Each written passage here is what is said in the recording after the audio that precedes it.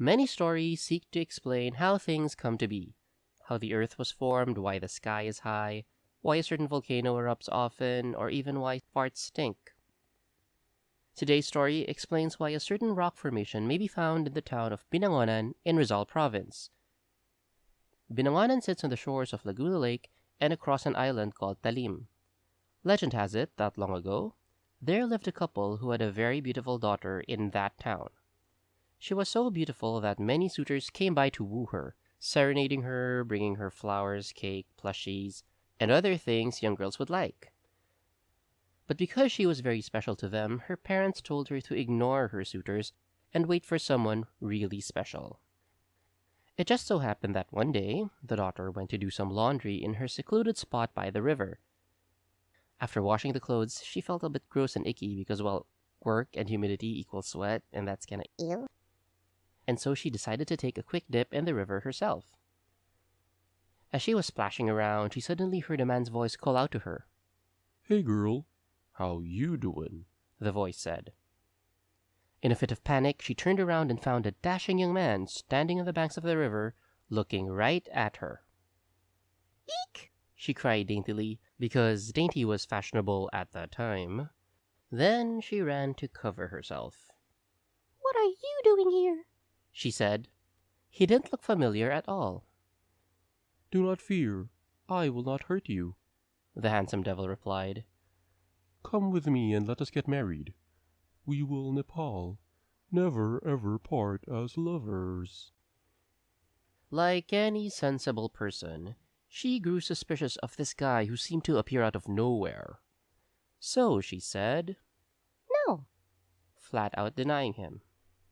But, Holland, hope our love lasts and never dies." I guess he wasn't the best at flirting.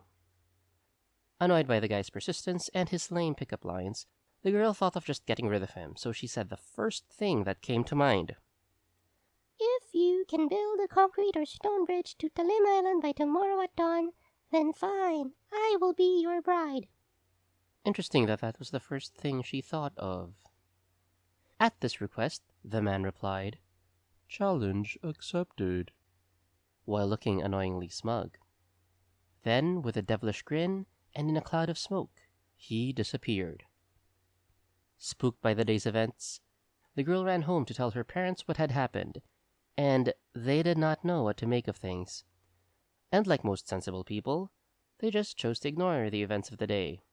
Besides, who could build a stone bridge overnight? Well, what do you know? This guy could. That midnight, the town of Binangonan was roused as the townsfolk heard rocks crashing and waves splashing.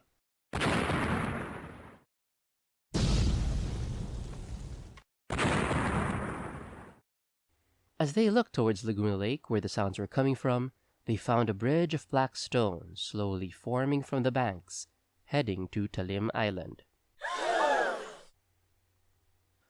One of the townspeople ran to tell their priest about what was happening, and the priest said, "Who would make a bridge at this ungodly hour? This must be the work of the devil." Interesting how he jumped to that conclusion. Then again, it turns out he was right. The priest had the church bells ring, and as soon as the ringing reverberated over the lake,